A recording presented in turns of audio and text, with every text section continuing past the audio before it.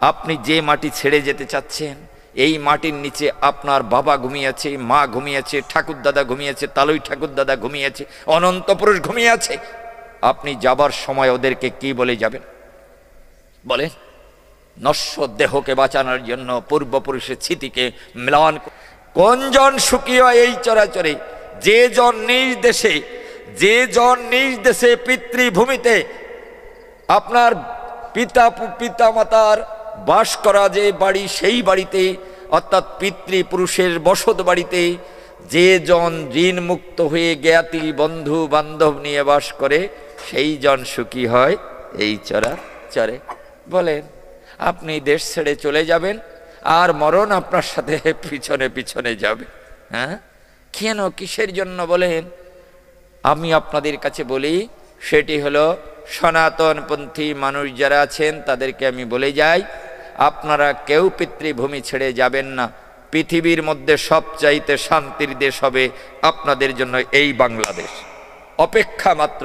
মেঘ দেখে কেউ করিস না ভয়, আড়ালে তার সূর্য হাসে, হারা দিনের হারা শশী দিনান্তেই ফিরে আসে, তোমাকে বধিবে যে গোকুলে বাড়ি চেষে। বিশ্বাস যদি থাকে অবশ্যই অবশ্যই দেখেন না, দেখেন অবশ্যই অবশ্যই আত্মবিশ্বাস হারাবেন না। যার নিজের প্রতি বিশ্বাস না থাকে তার ঈশ্বরের প্রতি বিশ্বাস থাকে না। আত্মবিশ্বাস আপনি প্রগাঢ় সত্তায় উপনীত করে দেখেন, অবশ্যই অবশ্যই আপনার ধর্ম, সনাতন ধর্মের মূল মন্ত্র কি? সনাতন ধর্মের মূল মন্ত্র বহুজন হিতায় বহুজন সুখায়। আমরা বহুজনের হিত কামনা করি, আমরা বহুজনের সুখ কামনা করি। আমাদের পোস্টারে লেখা হয় পৃথিবীর সমস্ত জীবের মঙ্গল কামনায় 24 প্রহর নাম যজ্ঞানুষ্ঠান।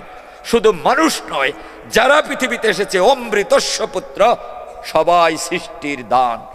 অতএব সবাইকে মঙ্গল করা আমার কর্তব্য। আমি সেবক। চীনে যখন আপনার 94% মানুষ করোনায় আক্রান্ত হলো, আপনার ওই চীনের বর্ডারে এই মীমাংসা হওয়ার আগে দেখেছেন কোটি কোটি কামান তাক করে বসে আছে, ভারতকে উড়িয়ে দেবে। অথচ বুদ্ধ ধর্মের নবম অবতার আমাদের বুদ্ধদেব, হিন্দু ধর্মের নবম অবতার, সেই অবতারের মানুষগুলো মেঘের আড়ালে নিজেদেরকে আপনার ধ্বংস করে আজকে আমাদেরকে ছুড়ে দিতে চায়, মেরে ফেলতে চায়। আপনার ওই চীনে 94% মানুষ যখন করোনায় আক্রান্ত হলো, তখন ভারতের যশস্বী প্রধানমন্ত্রী নরেন্দ্র দামোদর দাস মোদী কোটি কোটি ভ্যাকসিন পাঠিয়ে দিল, যাতে চীনের একটা মানুষও রোগে মারা না যায়। ওই ইমরান খান গ্রেপ্তার হওয়ার আগে খাবার ছিল না পাকিস্তানে। যে পাকিস্তান প্রতিনিয়ত কাশ্মীরের সন্ন্যাসীদের হত্যা করে রক্তে রঞ্জিত করছে, সেই কাশ্মীরে আপনার প্রতিদিন তারা মেরে ফেলতেছে। আপনার সেই পাকিস্তানিদের বাঁচাবার জন্য কোটি কোটি বস্তা চাউল পাঠিয়ে দিল, যাতে ওরা না খেয়ে মারা না যায়। কেন? আমার ধর্ম বলেছে, মেরেছ কলসির কানা, তাই বলে কি প্রেম দেব না? মেরেছ কলসির কানা, তাই বলে কি প্রেম দেব না? আমি প্রেমের ঠাকুর, আমি প্রেমের মহাজন। এ ভারত, আপনাদের কাছে বলি, এ যে ভারতে আপনি বাস করতেছিলেন ভেঙে এখন বাংলাদেশ হয়েছে পাকিস্তান থেকে, এই ভারত আপনার শকুন্তলার পুত্র, শকুন্তলার পুত্র ঋষভার ঔরসে শকুন্তলার গর্ভে যে সন্তান জন্ম নেয় জড় ভরত নামে, সেই ভারতের নাম অনুসারে এই ভারত, এই ভারত। কিন্তু ভারত শব্দটা আপনার রাজা পরীক্ষিতের আগ পর্যন্ত সারা পৃথিবীটার নাম ছিল ভারত। ভারত। আপনাদের কাছে বলতে চাই, আজকে মিথ্যা কথা বলে ভাগবত পাঠ আমি করি না। আপনারা পড়ে দেখেন, সৌদি আরবের মতো জায়গায় আজকে সৌদির বাদশাহ রামায়ণ এবং মহাভারতকে পাঠ্যপুস্তক হিসাবে স্বীকৃতি প্রদান করেছে। তাদেরকে আজকে রামায়ণ মহাভারত পড়তে হচ্ছে। আজকে আপনার ইটালিতে পৃথিবীর দ্বিতীয় বৃহত্তম রাম মন্দির উদ্বোধনী হতে যাচ্ছে। বলেন, আজকে থেকে 540 বছর আগে প্রেমের ঠাকুর চৈতন্য মহাপ্রভু বলেছিলেন, পৃথিবীতে আছে যত নগরাদি গ্রাম, সর্বত্র প্রচার হবে মধুর কৃষ্ণ নাম। আজকে জগৎ ভেসে যাচ্ছে। আপনাদের কাছে বলি, কোথায় পাবেন? ব্রহ্মাণ্ড পুরাণ পড়ে দেখেন। ব্রহ্মাণ্ড পুরাণে কি বলেছে? বর্ষানাং ভারত শ্রেষ্ঠ, আপনার দেশানাং উৎকলস্মিত উৎকলস্য সমদেশা দেশ নাস্তি মহিতলে। বর্ষানাং ভারত শ্রেষ্ঠ, অর্থাৎ পৃথিবীর মধ্যে ভারত শ্রেষ্ঠ। আপনারা শিক্ষিত মানুষ যারা, আপনারা বুঝবেন, পৃথিবীর প্রথম বিশ্ববিদ্যালয় ভারতে নালন্দা বিশ্ববিদ্যালয়। জ্ঞানের ভূমি ভারত, প্রেমের ভূমি ভারত, ভক্তির ভূমি ভারত, আপনার সেবার ভূমি ভারত, মানবতার ভূমি ভারত। কোথায় পাবেন? ভারত। এই ভারত সেই ভারত যে ভারতের জন্য ভগবান ভা শব্দের অর্থ হচ্ছে জ্ঞান, আর রত শব্দের অর্থ হচ্ছে আসক্তি। যখন জীবের জ্ঞানের প্রতি আসক্তি হয় তখন প্রত্যেকটা জীবই ভারত হয়ে যায়। অর্জুনকে গীতার পাতায় 18 বার ভারত বলে সম্বোধন করেছেন ভগবান। হে ভারত, কেন? ভা শব্দের আবিধানিকত্ব হল জ্ঞান, আর রত শব্দের আবিধানিকত্ব হল আসক্তি। জীবের যখন জ্ঞানের প্রতি আসক্তি হয় তখন প্রত্যেকটা জীবই ভারত হয়ে যায়। এই জন্য অর্জুনকে বলেছিল, ভালো কথা শুনে রাখেন, যখন কৃষ্ণ আপনার ব্যাধের স্বরাঘাতে জীবন হারালেন তখন চিৎকার করে তার 19টি সন্তানের একটি সন্তানের নাম ধরেও ডাকেনি, সে ডেকেছিল অর্জুন অর্জুন অর্জুন বলে। কেন অর্জুনকে ডাকলেও কেন? অর্থাৎ প্রাণ চলে যাবার সময়, জগৎ ছেড়ে চলে যাবার সময় বলেছিল, আবার যদি জগতে আসি অর্জুন, তাহলে তোমার মতো ভক্ত হয়ে যেন আসতে পারি, যে সাধনা বলে ভগবানকে রথের উপরে বসাতে পারে। আমি যদি আসি তাহলে তোমার মতো ভক্ত হয়ে যেন আসতে পারি। এই অর্জুনই আপনার কৃষ্ণের মুখাগ্নি করেছিলেন। সেই কারণে অর্জুনের নাম ধরে আপনার ডেকেছিলেন কৃষ্ণ ভগবান। আপনাদের কাছে ডেকে শুধায়, সেই কথাটা কোথায় পাবেন? ভারত শব্দটা কোথায় পাবেন? আপনারা বাড়ি গিয়ে রবি ঠাকুরের গীতাঞ্জলি বই পড়ে দেখেন। গীতাঞ্জলি, সেই গীতাঞ্জলিতে দেখবেন আমি যখন মাতৃ জঠরে ছিলাম তখন আমার হেড মুন্ড হয়েছিলাম, আমার মাথা ছিল মাতৃদ্বারে, পদযুগলে ছিল ঊর্ধ্বগামী হয়ে, আমি ওঙ্কার রূপে মায়ের গহ্বরে ছিলাম। আমি ধ্যানের ধ্যানী হয়ে, আপনার যোগের মধ্যে যোগী হয়ে দেহ বস্তুকে সাথে নিয়ে আসার তরেই আমি ধ্যানে মগ্ন ছিলাম। আমি যখন আপনার চোখ মেলে তাকিয়েছিলাম তখন তার সাথে আমার কোনো স্বর নেই, সুর নেই, কোনো প্রকার স্তুতি নেই, বাক্য নেই, যেখানে কোনো প্রকার সাধনা নেই, ভজনা নেই, কাম নেই, ক্রোধ নেই, লোভ নেই, লোকসান নেই। আমি সেইখানে বসে আমি ভগবানের সাথে ওঙ্কার দিয়ে আমি করেছিলাম সাধনা ভজন। আমি ওঙ্কার রূপে একটি মাত্র শব্দ দিয়ে পরমাত্মার সাথে জীবাত্মার মিলন হয়, সেই মিলনটি হলো ওঙ্কার রূপে। আমি সেই ওঙ্কারের মধ্যে ভগবানকে খুঁজে পেয়েছিলাম। এটা পাবেন বাড়িতে গিয়ে গীতাঞ্জলি বই পড়ে দেখেন, সেখানে আছে কিনা রবি ঠাকুরের যা লিখে তিনি আপনার নোবেল পুরস্কার পেয়েছিলেন। সেইখানে দেখবেন লেখা আছে, হেতা একদিন বিরামবিহীন। অপূর্ব অপূর্ব, হেতা একদিন বিরামবিহীন। কেন বলল বাবা বিরামবিহীন? আপনি এই তৈল পাত্র থেকে একটা তৈল পাত্র থেকে আর একটা তৈল পাত্রে আপনি তৈল ঢেলে দেন, একটা তৈল পাত্র থেকে আর একটা তৈল পাত্রে যখন তৈল নিঃসরণ করবেন দেখবেন তৈলের মধ্যে কোনো খাত থাকে না, কোনো খাত থাকে না, ভাগ থাকে না, ছেঁড়া থাকে না, কাটা থাকে না।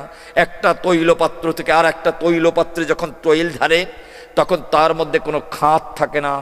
এমন নিখাদ না হলে কৃষ্ণ প্রেম পাওয়া যায় না। হেতা একদিন বিরামবিহীন, কোনো বিরাম নেই।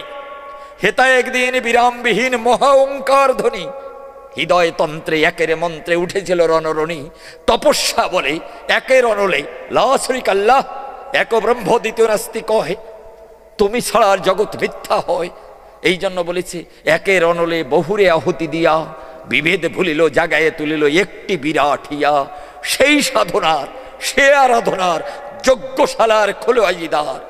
এটা একটা যজ্ঞশালা, এখানে মহাযজ্ঞ হচ্ছে, ভক্তের সাথে ভগবানের মিলন বাসর হচ্ছে বিদায় এটা একটা মহাযজ্ঞশালা। যজ্ঞশালার খোলো আজিদার, হেতায় সবারই হবে মিলিবারে আনত স্বরে এই ভারতের মহামানবের সাগর তীরে। কোন ভারতের? অর্জুনের ভারত। কোন ভারত? কৃষ্ণের ভারত। এই ভারতের মহামানবীর সাগর তীরে। এই দেহটা যদি ভারত হয়, সেই ভারতে কৃষ্ণ এসে জন্মায়। এই জন্য আপনারা যারা যারা দুঃখ কষ্ট পাচ্ছেন, এটা ক্ষণিকের জন্য। আপনারা বলেন, যারা মায়েরা আছে আপনারা বলবেন, সূর্য অনেক সময় কিসে ঢেকে ধরে? হ্যাঁ, কুয়াশায়। সূর্য অনেক সময় ঢেকে ধরে কুয়াশায়। কুয়াশায় ঢেকে ধরে, আমরা সূর্যকে দেখতে পাই না। সূর্য ঢাকে কুয়াশায়, আমাদের মন ঢাকে কুয়াশায়। আমাদের মন ঢাকে কুয়াশায়। সূর্য ঢাকে কুয়াশায় আর আমাদের মন ঢাকে কুয়াশায়। বাতাস আসলে পরে যদি মেঘ চলে যায় আবার সূর্যকে দেখা যায়, গুরু যদি কৃপা করে প্রেমের বাতাস বইয়ে দিতে পারে, এই কুয়াশা চলে গেলে আবার হৃদ মন্দিরে রাধা কৃষ্ণের যুগল দর্শন হয়, রাধা কৃষ্ণের যুগল দর্শন হয়। জয় রাধে রাধে, হরে কৃষ্ণ। আমরা যেটা ভাবছি ভালো, আমরা যেটা ভাবছি ভালো, মন্দ সেটা হতেই পারে। মানুষ দেখো মিথ্যা আশায় মরীচিকায় স্বর্গ গড়ে, কেউ ভাবে না কোনো সময় এ ঠিকানা সকলই নয়। তারপরেও আমার মায়ার ঘরে বলেই যায়, দাদা গেছে, বাবা গেছে, গেছে চলে কত পুরুষ, আমার সময় আসছে ধে, তারপরে তো হলো না হুশ। ইটের পরে ইট বালিতে গড়ছি আমি শততলা, দেহের মাঝে সপ্ততলায় মিলায় মালিক মিলন মেলা। চোখ বাঁধা যার অষ্টপাশে জন্মান্ধ চিরনির্ণয়, মাসের পলে পলে পলে গোনাদিন তোর চলেই যায়। সব ছাড়ো মন গুরুর পদে, তাইলে পাবে সকল পাওয়া, সার্থক হবে মানব জনম, ধন্য হবে আশায় যাওয়া। আপনাদের কাছে বলে আমি আপনাদেরকে আমার মোবাইল নাম্বার দিয়ে যাব। আপনারা এই এলাকার মানুষ, আপনারা যদি রাম সীতা হয়ে আমাকে ডাক দেন, আমি হনুমান হয়ে এসে আপনাদের পদধূলি নিয়ে যাব। আপনারা রাম সীতা হবেন, আমি আপনাদের সেবক হনুমান হয়ে আপনাদের সাথে আমার দেখা হয়ে যাবে। আমি জানি দাদাবাবু বারবার আমাকে সিগন্যাল দিচ্ছিলেন, হ্যাঁ, ওনার কারণে আরেকটু পাঠ করতাম, কিন্তু সেটা সম্ভব হলো না মনে হয়। আচ্ছা বলেন, এইবার মায়েরা বাবারা বলেন, আপনাদের আমার কাছে কিছু বলার আছে কিনা? আবার কবে দেখা হবে একমাত্র গড? হ্যাঁ বলেন। আমরা তো এই যে কয়েকটা ধর্মের কথা উল্লেখ করি, মূলত পৃথিবীতে কতগুলো ধর্ম প্রচলিত? আসলে এখন এটা মুক্তকণ্ঠে বলা একটু কষ্টকর আমার কাছে, তারপরে আপনার কাছে বলি, এই কথাটা যদি আপনি বোঝেন তাহলে উত্তর হয়ে যাবে। আর এই মধ্যে আমি আপনার এই প্রশ্নের উত্তর অ্যাপ্রোপ্রিয়েট দিতে পারবো না। আপনাদের কাছে বলি, সেটা হলো সনাতন ধর্ম হিন্দুর ধর্ম নয়। সনাতন ধর্ম হিন্দুর ধর্ম নয়। সনাতন ধর্ম আসার কোটি কোটি কোটি কোটি বছর পরে হিন্দু শব্দটা এসেছে। হীনং দূষয়তি ইতি হিন্দু, যিনি হীন কাজকে ঘৃণা করবেন তিনি হবেন হিন্দু। হীন যোগ দু, সনাতন ধর্ম হিন্দুর ধর্ম নয়, সনাতন ধর্ম জীবের ধর্ম। অর্থাৎ এই পৃথিবীতে যত জীব আসে, আবার যত জীব লীলা খেলা ত্যাগ করে চলে যায়, যেখান থেকে এসেছে সেই আলয়, তাহাকেই সনাতন বলে শুধায়। সনাতন বলে শুধায়, সনাতন জীবের ধর্ম। এই কারণে আপনারা লেখেন, পৃথিবীর সমস্ত জীবের কল্যাণ কামনায় 24 প্রহার নামযজ্ঞা অনুষ্ঠান।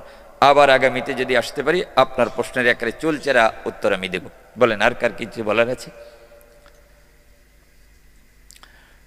সনাতন ধর্ম, আমি ছিলাম, আমি আছি, আমি থাকব, আমি সৎ, আমি চিত, আমি আনন্দ, আমি সচ্চিদানন্দ। আমার ব্যয় নেই, ক্ষয় নেই, আবিলতা নেই, মলিনতা নেই। আমি জগতে ছিলাম, আমি আছি, আমি থাকব। এটাই সনাতন, সত্য সনাতন। অর্থাৎ এটা জীবের ধর্ম। এই জন্য সনাতন ধর্ম সকল জীবের ধর্ম। এটা শুধু আমাদের ব্যক্তিগত কারো ধর্ম নয়। মায়েরা বলেন, আপনাদের কিছু বলার আছে?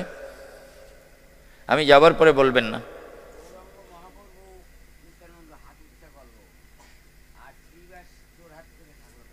কি হয়েছে? হ্যাঁ, দুই হাত, দুই হাত কি ভালো করে বুঝি নেই। কে? শ্রীবাস। শ্রীবাস জোড়হাত করে রইল কেন? আপনাদের জানা উচিত, পঞ্চতত্ত্ব একই বস্তু, নাহি কেন ভেদ, রস আস্বাদিতে প্রভুর বিবিধ বিভেদ। আপনার চৈতন্য মহাপ্রভু হচ্ছে ভক্ত রূপ, নিত্যানন্দ হচ্ছে ভক্ত স্বরূপ, অদ্বৈত হচ্ছে অবতার তত্ত্ব, আর এই যিনি আছেন তিনি হলেন ভক্ত তত্ত্ব।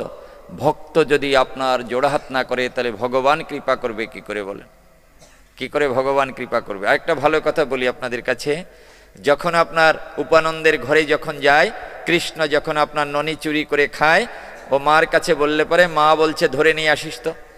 তো বলছে যে একটু শিকার উপরে যদি রাখিস, অথবা যদি একটু ধামা দিয়ে ঢেকে রাখিস, আমার ছোট্ট গোপাল তো ওটা খুঁজে পাবে না অন্ধকারে, অমাবস্যার তিথির ভিতরে, তাহলে প্রসাদ ঢেকে রাখতে পারিস না? বলছে দিদি ও চেষ্টা না করে কি এসেছি রে? আমি ও চেষ্টা করেছি, তখন যখন ওই ধামা দিয়ে ঢেকে রাখি তখন তোর গোপাল ঘরের ভিতরে গেলে পারে অন্ধকার বিদূরিত হয়ে যায়, মনে হয় যেন নতুন সূর্যের হয়েছে উদয়। আরে জানিস না রে যশোদা, আমি ছিকের উপর যখন রাখি না, তোর গোপাল ঘরে গেলে পারে সমস্ত জায়গা প্রসাদ খুঁজে না পেলে উপরে যখন হাঁড়ি ঝুলতে থাকে তখন তোর গোপাল হামাগুড়ি দিয়ে নিচে বসে আর এক একটা করে পিঠে উঠায়। ওরা একে অপরকে ধরে থাকে, তাই প্রসাদ খেতে পারে না, ছিঁচলা দিয়ে ধাক্কা মারে, ফোটায় ফোটায় ননি পড়ে গড়িয়ে, ও সকলের জিহবায় পড়ে, সেই ননি যখন মাটিতে লুটায় তখন তোর গোপাল দেখি তা চেটে চেটে খায়। অর্থাৎ ভক্ত প্রসাদ পাবার তরে ভগবান দাঁড়িয়েছে সকলের নিচে। এই কারণে বলেছেন আমি ভক্ত বাৎসল্য হরি, অর্থাৎ ভক্ত আমি থেকে আমার নাম বড়, নাম থেকে আমার ভক্ত বড়। এই কথাটা আপনাদের কাছে শুধু এটা অ্যাপ্রোপ্রিয়েট হয় কখন? আপনাদের কাছে বলবো, এই যে পৃথিবীতে আমরা বাস করতেছি না, এই পৃথিবী থেকে 13 লক্ষ গুণ বড় হচ্ছে সূর্য। আপনাদের আছে জানা? 13 লক্ষ গুণ বড় হচ্ছে পৃথিবী থেকে সূর্য। এই পৃথিবী যদি কখনো বাসনা করে আমি সূর্যকে ধরব, বলেন এই পৃথিবী যদি বাসনা করে আমি সূর্যকে ধরব, তাহলে সূর্য থেকে যদি 1 ইঞ্চি পৃথিবী বড় না হয় তাকে ধরতে পারবে? পারবে না। তাহলে অনন্ত কোটি বিশ্বব্রহ্মাণ্ডের যিনি অধিপতি, তাকে যদি ধরতে হয় তাহলে হৃদয়টা তার থেকে বড় না হলে তাকে ধরা যায় না। এই জন্য বলেছে আমি থেকে আমার নাম বড়, নাম থেকে আমার ভক্ত বড়। ভগবান কি বলেছেন? ভগবান বলেছেন আমি এ জগতে এসেছি শুধু ভক্তকে পথ দেখাবার তরে। পথ দেখাবার তরে আমার দেখানো পথে যে হাঁটবে সেই পরব্রহ্মকে লাভ করবে, আর যে আমার দেখানো পথ মারিয়ে যাবে সে অবশ্যই অন্ধকারে নিমজ্জিত হবে। এই জন্য ভগবান, আমি তো বলেছি ভক্তের পা জড়িয়ে ধরেছে না ভগবান? কি বলেছে? আমি কাঁধে চড়াই কাঁধে চড়ি করি মহরণ, বৃন্দাবনে সক্ষরসের মধুর মে। আচ্ছা বলেন, এইবার বলেন, আপনার মায়েরা বলেন, আপনাদের কিছু বলার আছে কিনা বলেন। আমি কার্ড আপনাদের দিয়ে যাব, আমার সাথে আপনাদের যোগাযোগ হবে। আমি এখন ভারতে আমার অনেকগুলো পাঠ মার যাচ্ছে, ভিসা পাই না বিদায়। বেশিরভাগ সময় ভারতে পাঠে থাকি। এখন বাংলাদেশে অনেকগুলো পাঠ আছে, চট্টগ্রাম, সিলেট, কক্সবাজার, এরপর রংপুর, লালমনিরহাট, গাইবান্ধা, অনেক পাঠ আছে। তো তার মধ্যে আপনারা স্মরণ করবেন, আমি পারলে পরে এসে আপনাদের দেখা দিয়ে যাব। বলেন মায়েরা একটা বলে, একটা বলেন আপনারা বলেন। হ্যাঁ বলেন। দাদা কীর্তন তো অনেক নাম তো অনেক জায়গায় সীমিত হয়ে আসে হ্যাঁ হ্যাঁ হ্যাঁ হ্যাঁ দেশের পরিস্থিতি। হ্যাঁ, আমি আরেকটা কথা বলি আপনাকে সান্ত্বনা দেওয়ার জন্য। প্রসব বেদনা যদি গভীর না হয় তাহলে নতুন সন্তান জন্মায় না। রাত্রি যত গভীর হয় প্রভাত তত এগিয়ে আসে। আমাকে একজন ভক্ত প্রশ্ন করেছে সেদিন, ও ইয়াদা ইয়াদাহি ধর্মস্য গ্লানির ভবতি ভারত, আপনি বলেন বীরেন্দা, বলেন যে ভগবান আসে যদি ধর্মের অবক্ষয় হয়, তো ভগবান আসতেছে না কেন? হ্যাঁ, ভগবান আসতেছে না কেন? ভগবান আসতেছে না এই কথা কে বলেছে? আপনারা বলেন। আরে শীতকাল না পড়লে সাইবেরিয়া থেকে পাখি আসে নাকি? তাই একটু গভীর শীত না পড়লে আসে নাকি? আপনারা বলেন। আজকে ভারতবর্ষে এই বাংলাদেশের বুকে আপনারা দেখেছেন চিন্ময় প্রভু, আমাদের পাঠক মশাই সবাই নেমে গেছে না? আপনার ভারতে দেখছেন কার্তিক মহারাজের বক্তব্য শুনে আমি কেঁদেছিলাম। আমি বাংলাদেশের শ্রেষ্ঠ বক্তা হিসেবে 4টা গোল্ড মেডেল পেয়েছি। এরপরও কার্তিক মহারাজের বক্তব্য শুনে আমি কেঁদেছিলাম। ভারতবর্ষে আপনার এই ভারত সেবা আশ্রমের একজন সদস্য কার্তিক মহারাজ, উনি বলেছিলেন ওনার নামে যখন আপনার মামলা দায়ের হলো, তখন আপনার ওই হুমায়ুন কবিরের বিরুদ্ধে যখন কথা বলেছিল তখন ওনার নামে মামলা হয়ে যায়। তখন উনি বলেছিলেন একটা আসরে দাঁড়িয়ে, আপনারা জানেন না আপনারা বাড়িতে কত অ্যান্থেলেস কুকুর পোষেন, আপনারা আমেরিকা রাশিয়ার কুকুর পুষে তাদেরকে ভালো মন্দ খাওয়া, পোলাও মাংস খাওয়ান, এয়ার কন্ডিশনে ঘুম পড়ান, ওরা নাক ডেকে যখন ঘুমোয় তখন আপনার বাড়ির পাশে রাস্তার উপরে কিছু নেড়ি কুত্তা বসে থাকে, ওরা আপনাদের উচ্ছিষ্ট খেয়ে বাঁচে। আপনার বাড়িতে যদি চোর ঢোকে তাহলে দেখবেন ওই নেড়ি কুত্তাগুলো ঘেউ ঘেউ করে আপনাকে সজাগ করে, আমরা সন্ন্যাসীরা নেড়ি কুত্তা, আমরা আপনাদের পাহারা দিয়ে রাখতেছি যাতে আপনাদের ঘরে চোর না ঢোকে। কারণ আপনারা কিছু দেন বিধায়িত আজকে আমার এই পোশাক, আপনারা কিছু দেন বিধায়িত আমি বেঁচে আছি, আপনাদের উচ্ছিষ্ট খেয়ে আমরা বাঁচি, আপনাদের করুণার দানে আমরা বাঁচি। কিন্তু আপনাদের ঘরে আপনার চোর আসলে আমরাই ডাকি, আমরাই সজাগ করি আপনাদেরকে।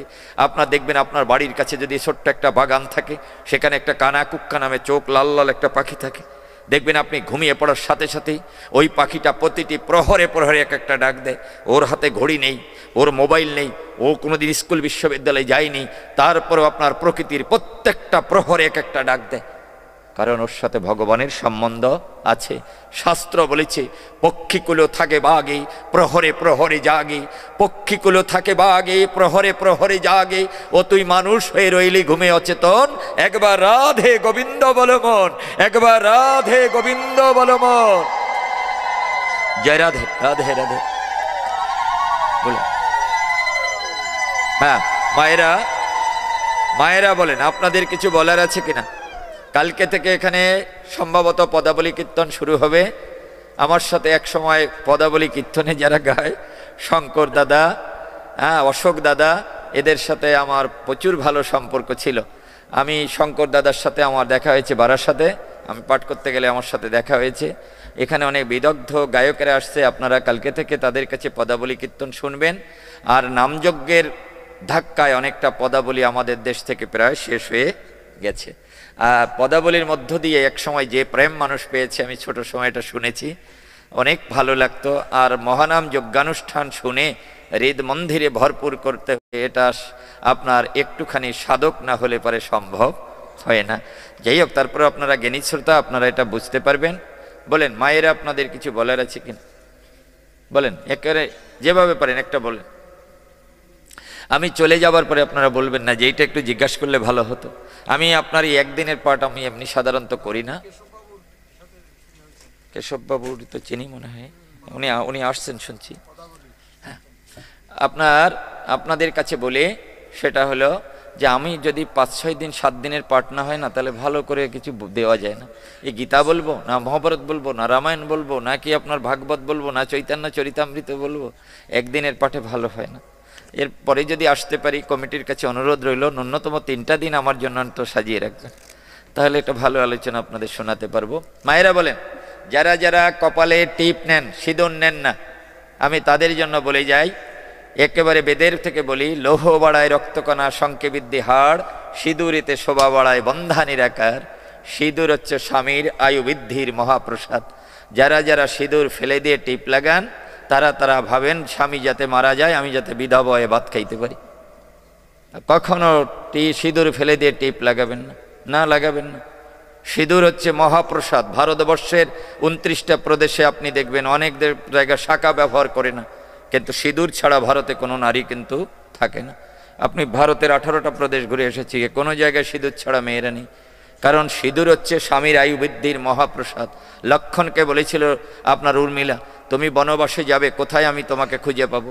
লক্ষণ বলেছিল প্রতিদিন তুমি গঙ্গা স্নানে যাবে, গঙ্গা স্নান সমাপন করে এসে নারায়ণের পূজা দেবে, নারায়ণের পূজা শেষ করে তুমি যাবে ঘরের ভিতরে, গিয়ে সিঁদুরের কৌটাটা হাতে নেবে, 3 বার শ্রী বিষ্ণু শ্রী বিষ্ণু শ্রী বিষ্ণু বলে ভক্তি সহকারে যদি সিঁদুরের কৌটা খুলতে পারো, ওই সিঁদুরের মাঝখানে তুমি আমার ছবি দেখতে পাবে। আর এই সিঁদুর যদি তুমি ভক্তি সহকারে লাগাও, তোমার লক্ষণ যত বিপদে পড়ুক না কেন, তোমার সিঁদুরের গুণে তোমার লক্ষণ আবার তোমার কাছেই ফিরে আসবে। এই জন্য শক্তিশালী পড়েও লক্ষণ মরল না, শুধু উর্মিলার কারণে। এ শাস্ত্র আপনারা জানেন। সিঁদুরের সৃষ্টি হয়েছে কোথা থেকে আমি আপনাদের কাছে একটুখানি বলি। অর্থাৎ আপনারা জানেন এটা শঙ্খিনী মুনি এই ব্যবস্থা করেছিলেন। শঙ্খিনী, আমি বেদের কথা বলেছি, লৌহ বাড়ায় রক্তকণা, শঙ্কে বৃদ্ধি হাড়, সিঁদুরেতে শোভা বাড়ায় বন্ধা নিরাকার। আপনার লৌহ, এই যে আপনারা আয়স্ত লাগেন না কি বলে, এটা হচ্ছে লৌহ।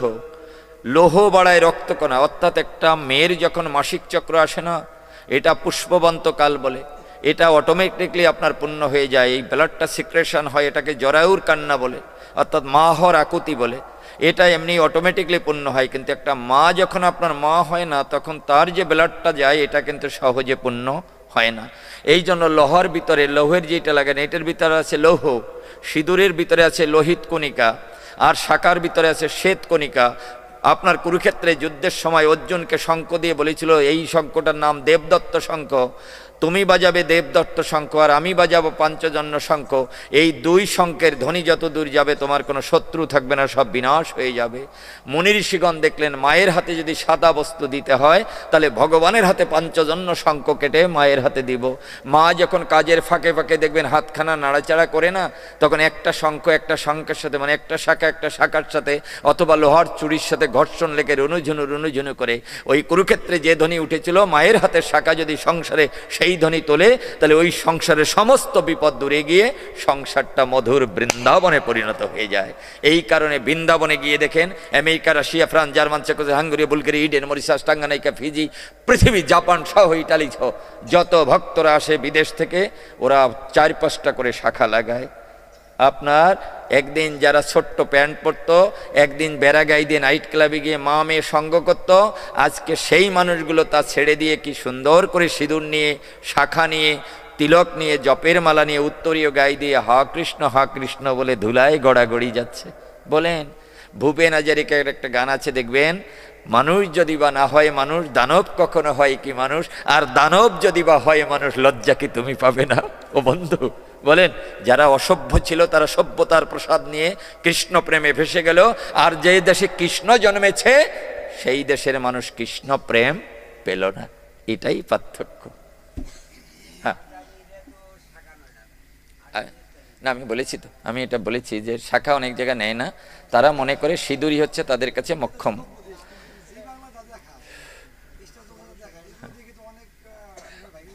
আমি আপনাকে একটা কথা বলি, আপনি ধরে নেন বিষ দিলে ধান ভালো হয়, পোকামাকড় মারা যায় না, এরকম হয় না? আচ্ছা, আপনার 1 শিশি বিষ দিল ধানে দিতে, আপনি ভাবলেন ওই বিষ খেয়ে যদি ধান ভালো হয় তাহলে আমি খেলেও তো ভালো হব, আপনি খেয়ে ফেললেন, এই দোষটা কি বিষের দেবেন? তাহলে জি বাংলায় আপনি দেখে যদি আনে জি বাংলায় আপনার ইয়ে যায়, তাহলে তো হতে পারে না। বিষ আপনি খেলে তো আপনি মরবেন। হ্যাঁ, কেন? আপনি একটা কথা বলেন, সেইটা হলো আপনারা একটা কথা বলেন, এই মায়েরা দেখবেন, আপনাদের দেশে আছে কিনা বাবা, এইগুলো কালেক্ট করিস না, আপনার দেখবেন আমার দেশে আছে। এই দেশ থেকে যখন ইংরেজ চলে যায় তখন লর্ড মাউন্ট ব্যাটেন ক্ষমতায়, ট্যাট ক্লিক আপনার পাকিস্তানের ম্যাপ এঁকেছিল, মানে ভারত ভাগ করার ম্যাপ এঁকেছিল, যাবার সময় বলে গিয়েছিল যে আমরা যে পয়জান রেখে গেলাম 1000 বছরে বাঙালি তা কাটায় উঠতে পারবে না। ওরা ছোট্ট ছোট্ট পেন্টুল পরত, কোনো এক সময় ওরা ভদ্র হয়ে গেল, ওরা সিঁদুর নিয়ে, শাখা নিয়ে, তিলক নিয়ে, উত্তরী নিয়ে হরিনাম শুরু করেছে, আর ওরা ওই পেন্টুলগুলো এখন বাংলাদেশে ছুঁড়ে মারতেছে, টপ টপ করে এই দেশে এসে পড়তেছে। মেক্সি না টেক্সি নামে একটা পোশাক বেরিয়েছে, কোনো অন্যা নাই, বালাই নাই, কিচ্ছু নাই, মনে হয় যেন ঘোড়ার মতো ছুটে চলেছে।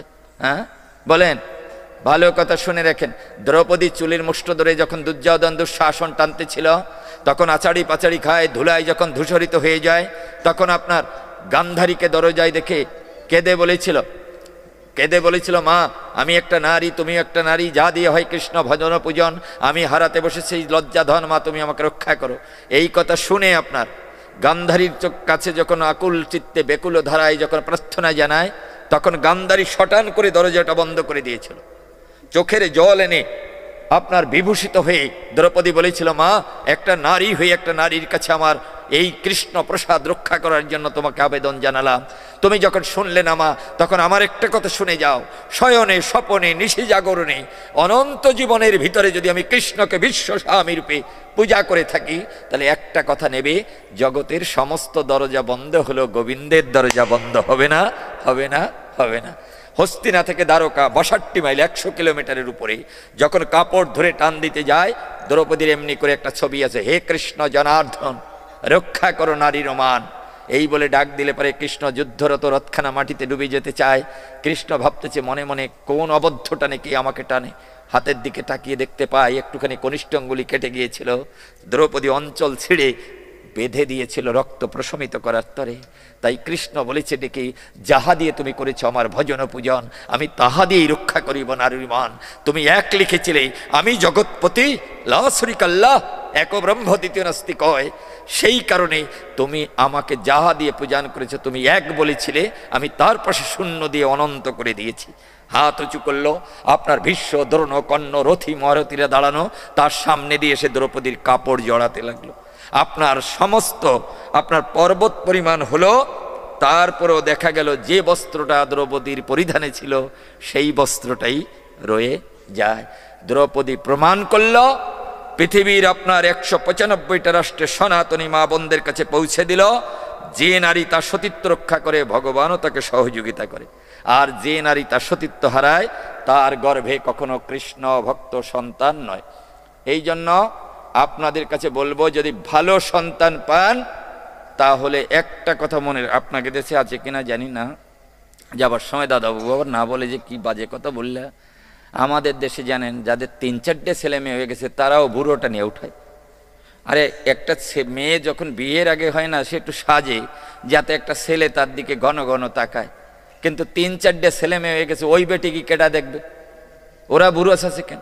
চুল কাটে কেন? শিবপুরের ঘোড়ার মতো হয় কেন? বলেন।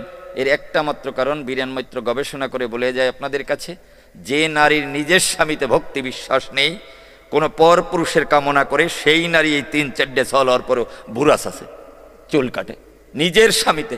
আপনাকে দেশে আছে কিনা জানি না, আমাকে পাটকেল বাড়িতে দেখেছি কিছু কিছু মেয়েরা আছে এক প্রকারের ব্লাউজ বানিয়েছে, এই জায়গাটা টানা থায়, এই দারেরটা টানা থায়, এই 2 টানা ঘেটির গোড়ায় বেঁধে দেয়, আর এই দার দিয়ে বৃন্দাবন সাপ, কিচ্ছু নাই। হ্যাঁ, ও ব্লাউজে লেখা থাকে লাভ, লাভ লেখা থাকে দেখবেন ব্লাউজে। তার মানেটা কি? আপনি ব্লাউজে লাভ লেখে সেই নিয়ে রাস্তায় বেরিয়েছেন কেন? স্বামীর ভালোবাসা মন ভরল না? বিশ্ব স্বামীর ভালোবাসায় আপনার মন ভরল না? ও কুত্তা বিড়াল রাস্তা দিয়ে হেঁটে যাবে, ওই জানোয়ারগুলো আপনার দিকে তাকাবে, যাতে ওদের ওই দৃষ্টিতে আপনার মধ্যে রজগুণের সন্তান জন্মায়, সেই কারণে ব্লাউজে লাভ লিখে রেখেছেন। স্বামীর ভালোবাসা মন ভরল না, বিশ্ব স্বামীর ভালোবাসায় মন ভরল না। কলঙ্কিত নারী আপনার স্বর্গে বসে আপনার অপ্সরাদের সাথে নলকূপের মণিগ্রীব নৃত্য করতেছিল উলঙ্গ হয়ে। নারদ গিয়ে বলেছিল এখনই বন্ধ করো। নারদকে তাড়িয়ে আসতেছিল, তখন নারদ অভিসম্পদ করেছিল, এই কারণে তোমাদের যেতে হবে জম্বুদ্বীপের গায়ে, যেতেই হবে। আপনার নারদ 4টে জিনিস কখনো বৃথা যায় না: শহীদের রক্ত, শ্রমিকের ঘাম, মুনি ঋষির বাক্য, সতী নারীর অভিশাপ আর আশীর্বাদ কখনো বৃথা যায় না। নারদ বলেছিল এই কারণে তোমাদের পৃথিবীতে যেতে হবে। তখন গিয়ে 2 ভাই যখন নারদের পায়ে পড়ে যায়, নারদ বলেছিল এই লঘু করে দিতে পারি, যাবে তোমরা ওই চরাচরে, জামাল অর্জুন বৃক্ষরূপে জন্মাবে, ভগবানকে মা বাঁধবে এই আপনার পেটে, তখন ওই আপনার ঈশ্বরের সাথে বেঁধে রাখবে উদুখলের সাথে, ওই উদুখল নিয়ে যখন দুজনের মাঝখান দিয়ে যাবে তখন আপনার মড়মড় করে ভেঙে পড়বে। যারা ছোট ছোট জামা গায়ে দেন, পেন্টুল পরেন, অযাচিত সত্তায় উপনীত হন, তাদের কোনো প্রকার অসুবিধা হবে না, আগামী জন্মে ভিক্ষ করে পাঠাই দেবে, আর কিচ্ছু পরা লাগবে না, কোনো কিছু পরা লাগবে না, ভিক্ষ হয়ে জন্মাবে। আর যারা যারা কাঁচা মাংস টাংস খাবার চান, ওদেরকে কুকুর বাঘ শ্রীগাল করে পাঠাবে, যাতে মন পুড়ে খেতে পারে, কোনো অসুবিধা নেই। ভগবান বড় দয়াময়, যা চায় তাই দেয়। হরে কৃষ্ণ। হ্যাঁ বলেন। হ্যাঁ হ্যাঁ বলেন।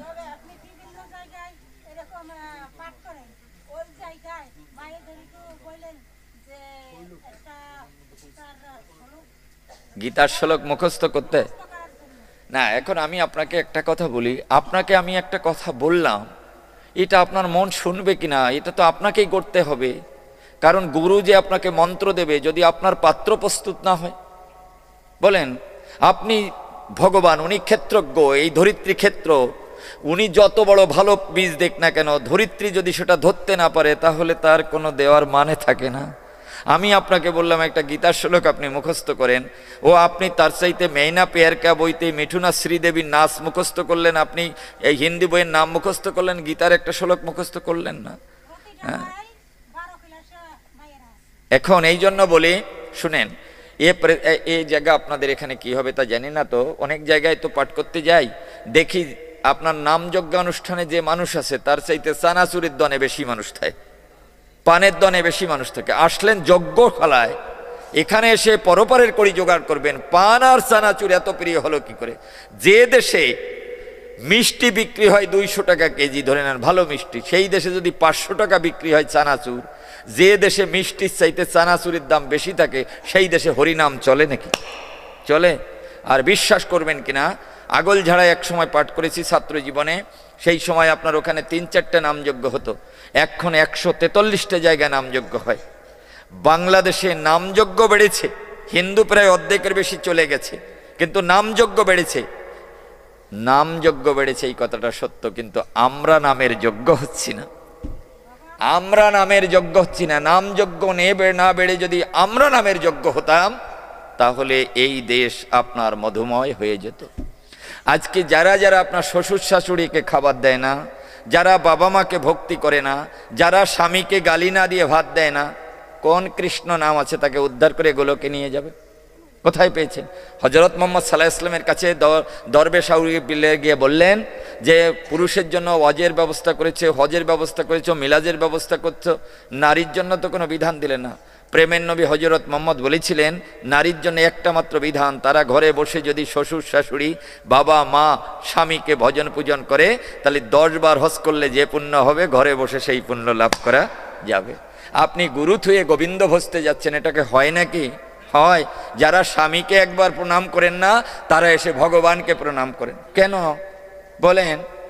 ঘরের থেকে যদি ভক্তি না জন্মে বাইরে গেলে ভক্তি জন্মে না। যাই হোক, আমি আমার একটা কবিতা বলে আজকের মতো আপনাদের কাছ থেকে বিদায় নেব। গীতা দান করবে, দাঁড়া 1 মিনিট। হ্যাঁ বলবো, আপনারা প্রসাদের ব্যবস্থা আছে, প্রসাদ না নিয়ে কেউ যাবেন না। আপনার প্রসাদ জোটে জনমে জনমে, মহাপ্রসাদ জোটে ভাগ্য গুণে। ভগবানকে দিলে হয় প্রসাদ, আর ভক্ত গ্রহণ করলে হয় সেটা হয় মহাপ্রসাদ। এই কারণে মহাপ্রসাদ না নিয়ে যাবেন না।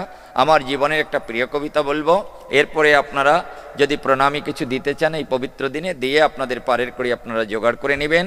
আমার জীবনের প্রিয় কবিতা আপনাদের চরণ বন্ধনার জন্য। ভোরের পাখিরা বলিছে ডাকি জাগরে মানব কুল, কৃষ্ণ চরণ পাবার আশায় কত না ফুটেছে ফুল।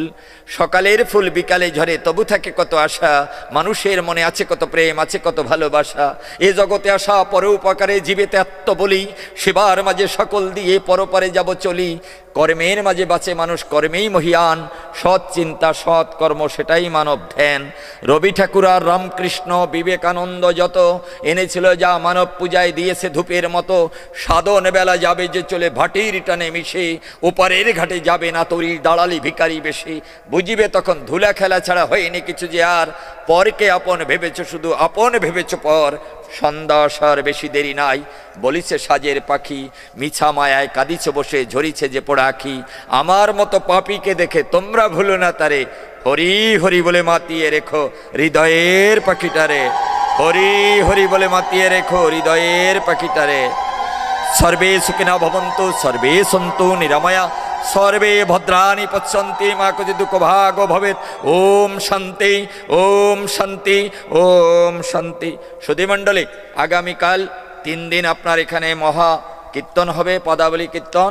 আপনারা আসবেন, নিজেরা শুনবেন কৃষ্ণ প্রেম সম্পর্কে, নিজেরা ধন্য হবেন, জগৎকে ধন্য করবেন।